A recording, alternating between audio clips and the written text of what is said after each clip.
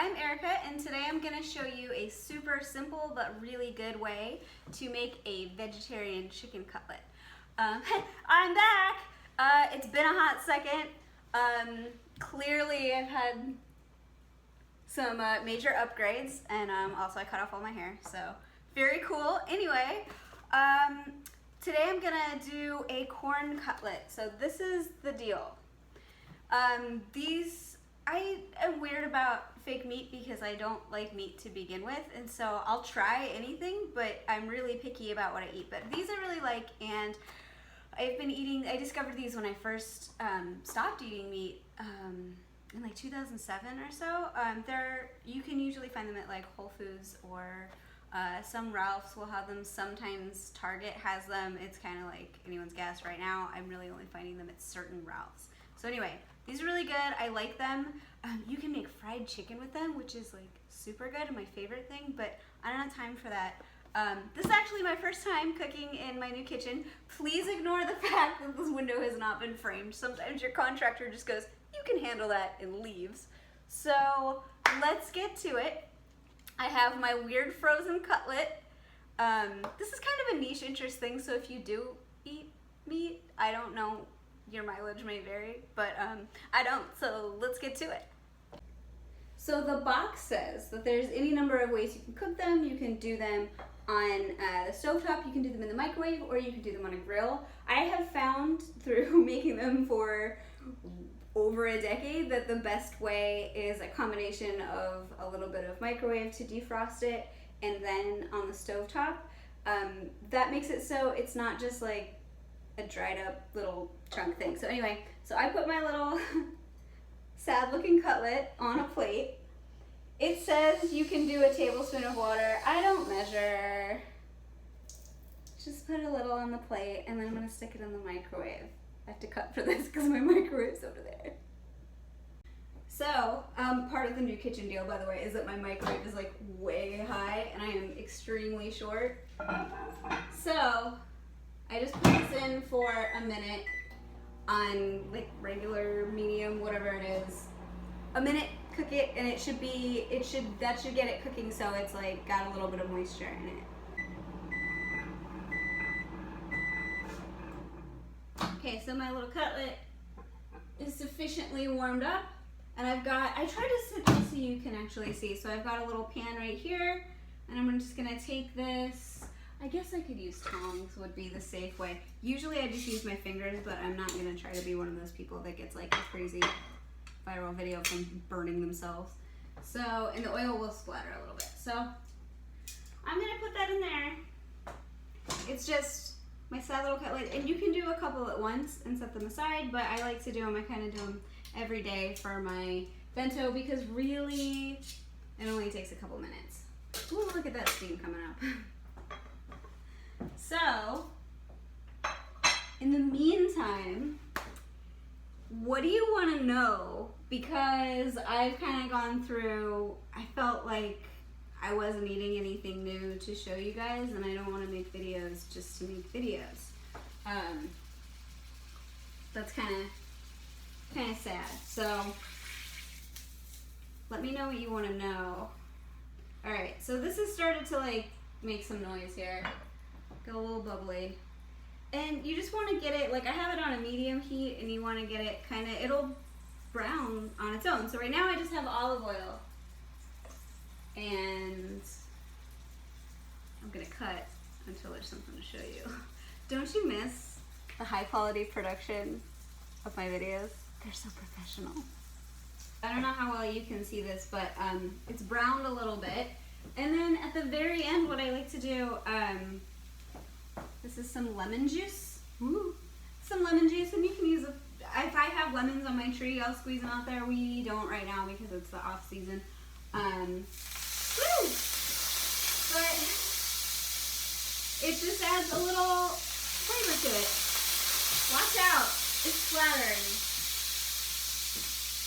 And the other thing I'll put on there in terms of spices, I mean, I kind of have collected everything that Trader Joe's has, but I'm doing a little garlic salt on it because I made a asparagus risotto, which I've showed you before. And this kind of complements it nicely. And I'll flip it over and do both sides, but that's really it. You just do it in the microwave for a little bit to cook it with a little bit of water and get it like, so it's not just a little concrete brick. But that's it. And then you don't want to cook it too long because it's already cooked. And that's it, I'm gonna cut it up. And I'm just gonna do this right. I think I can show you right here without having to like cut it. Maybe if I do this, you can see better. I think that works. Also, look at my shelves back there. They look so nice. I'm just really excited. We haven't had a kitchen in 6 weeks. And even though I haven't been cooking a lot, the problem with not having a kitchen is not having a kitchen. So anyway, so here's my little cutlet. It's nice and brown. Let it sit for a second, and then I like to cut it into strips. And, oh, yeah, just like this size strip. So here's my bento box. Guys, still using this one. It's been years. I'm gonna put my asparagus risotto in here. And I'm gonna fill up, I guess, like half the box is what I have room for. And then I've got enough of this that I can have probably one more meal of it. Sorry, I'm trying to show you as much as I can, but again, it's that high production quality that you've come to expect from my channel time and time again, especially when I get lazy and I don't do cuts. What a great host I am. What a great cooking show. Anyway, so I've got about half in there, and then I'm gonna position my little cutlets. And that's really, I'll show you. That's about it. Now, you could make another vegetable, a supplemental vegetable, if you will, on the side, if that is not enough food for you. But lunch is not really like my biggest meal of the day, so that's enough food for me. So I'm gonna set this aside. Food safety tip, because I have been ridiculed for poor food safety. Food safety tip, this is really hot. You wanna let this cool to room temperature before you close it up and put it in the fridge. Otherwise you can get like crazy foodborne illnesses. So let this cool to room temperature. Obviously it's steaming right now. I'm just gonna set this aside behind me. So now I have my top tier and it is business as usual. So I'm going to put in my 2 little peanut butter cups.